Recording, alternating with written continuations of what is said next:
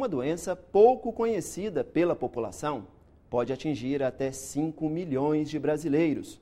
O número é impreciso, porque muitos não sabem que têm a doença nem recebem tratamento. A psoríase é o tema do Em Discussão desta semana. O paciente ele percebe um nojo ou uma repulsa quando tem um convívio social. A gente não vai conseguir curá-lo, mas nós queremos controlar a doença e controlar de uma maneira efetiva. É uma doença realmente impactante. Muitas pessoas olham e dizem, meu Deus do céu, o que é isso? No olhar a gente imagina, isso pega. Desinformação e preconceito só aumentam o sofrimento dos pacientes com psoríase. Agora você vai conhecer melhor essa doença, que foi tema de audiência pública na Comissão de Assuntos Sociais. A psoríase é uma doença bastante comum, né? Bastante frequente e normalmente as pessoas já têm um conceito dela, que é uma doença dermatológica, que tem uma origem psicológica, que normalmente é desencadeada por estresse, e acomete somente a pele e causa danos estéticos importantes. Esse conceito é um conceito totalmente errado. Isso, inclusive, se você jogar no Google e em algumas fontes não confiáveis, você encontra essas informações. A história natural da psoríase é, geralmente, começar pela pele e depois de 5 a 10 anos, os pacientes que têm uma predisposição desenvolvem o comprometimento articular, que é essa inflamação das articulações que leva à deformidade. Ela é incapacitante e deformante. E isso é um conceito que muitas vezes as pessoas não conhecem. A artrite psoriásica é uma comorbidade, ou seja, uma doença que acompanha a psoríase, além de outras, hipertensão, obesidade, diabetes, infarto do miocárdio, derrame. Hoje em dia a gente sabe que a psoríase é uma doença sistêmica, ou seja, acomete todos os órgãos, acomete coração, fígado, rim e principalmente as articulações. É uma doença não contagiosa, inflamatória. Dizem que a doença não mata. Mata. Se ela não estiver bem assistida, se ela não tiver tratamento. A obesidade, depressão, vocês não têm ideia o que as pessoas choram, sofrem com depressão. Porque elas não têm mais o direito de sair, o direito de passear, o direito de ir a um shopping, a uma piscina, porque elas não têm condições. As pessoas olham e elas são obrigadas a se esconder. A doença, ela desfigura, ela tem mutilações. As pessoas ficam com as mãos mutiladas. Vejam bem o que é o sofrimento dessas pessoas. A ideação suicida é muito frequente nesses pacientes com as formas graves da doença. Por quê? Porque aquilo traduz o sofrimento que o paciente enfrenta. Ela ocorre em pessoas que nascem com essa predisposição, uma predisposição genética, e que, devido a alguns gatilhos, estresse emocional ou físico, algumas medicações, infecções como HIV, você desencadeia um processo imunológico que leva a um processo inflamatório, tanto cutâneo como sistêmico. Inicia 75% das vezes em pacientes menores de 40 anos, ou seja, pacientes no auge da vida produtiva. Desses, a maior parte apresenta quadros localizados, quadros que podem ser tratados com medicação tópica. Mas de 20% a 30% deles já necessitam de alguma intervenção maior, ou fototerapia ou alguma medicação sistêmica. Acomete tanto homens como mulheres, em torno de 1% a 3% da população mundial. No Brasil, nós não temos um estudo de prevalência da psoríase. Falta isso, estima-se que seja em torno de 1,3%. E o curioso é que nos Estados Unidos a incidência vem aumentando muito nas últimas 3 décadas. O quadro clínico ele é bastante variado. A maior parte dos pacientes apresentam essas lesões avermelhadas, escamativas, que doem, coça, algumas vezes abrem fissuras que incomodam muito. Mas o quadro começa a ficar um pouco mais grave, começando a acometer, se disseminando, chegando a esses quadros. É uma doença realmente impactante. Muitas pessoas olham e dizem, meu Deus do céu, o que é isso? No olhar a gente imagina, isso pega.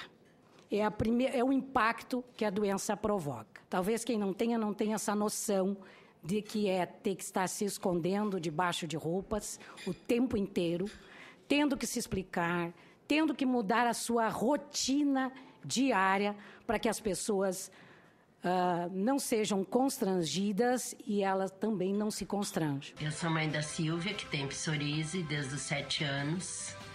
Atravessamos muito preconceito.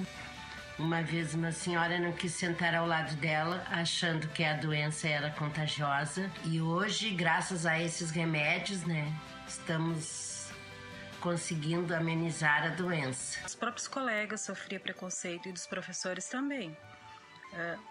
Porque as pessoas naquele tempo não sabiam muito o que era psoríase. Até sarna eles chamavam. No ônibus, as pessoas me olhavam com cara feia, saíam do meu lado. Era muito triste, muito triste.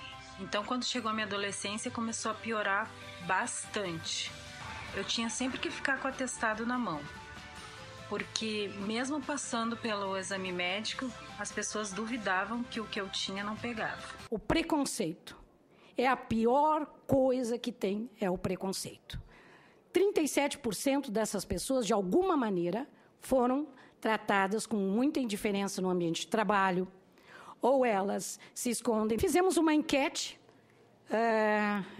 Quantas pessoas acham que falta informação? 84% desse banco de dados de 11 mil cadastrados.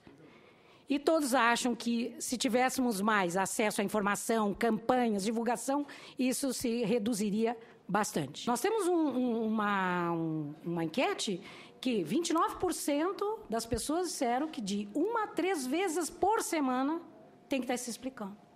E tem que estar se escondendo. Ela não tem uma vida. As pessoas mudam realmente seus hábitos de rotina.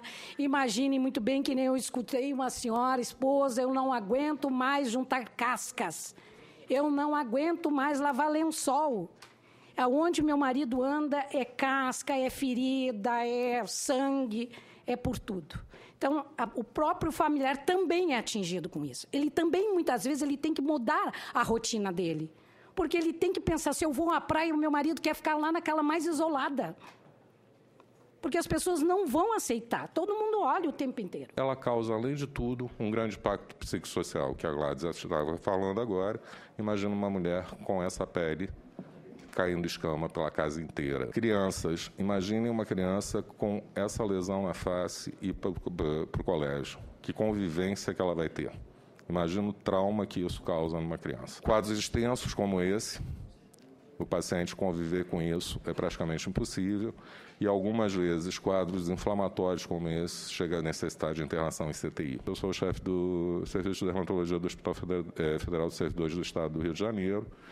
A gente fez um levantamento das causas de internação de 2012 até hoje. A psoríase, disparado na frente, com quase 25%.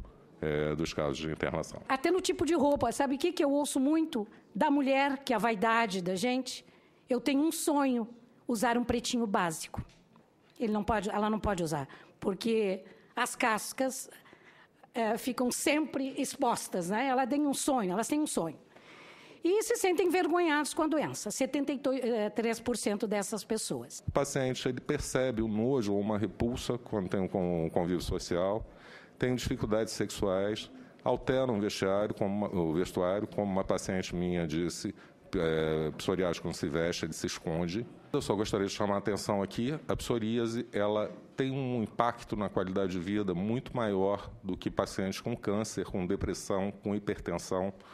Ou seja, tanto fisicamente quanto mentalmente, esse paciente tem um comprometimento muito grande. Isso levou a OMS, ano passado, em maio, a publicar a resolução sobre a psoríase, definindo como uma doença crônica, incapacitante, não transmissível, dolorosa, desfigurante, para a qual ainda não existe cura.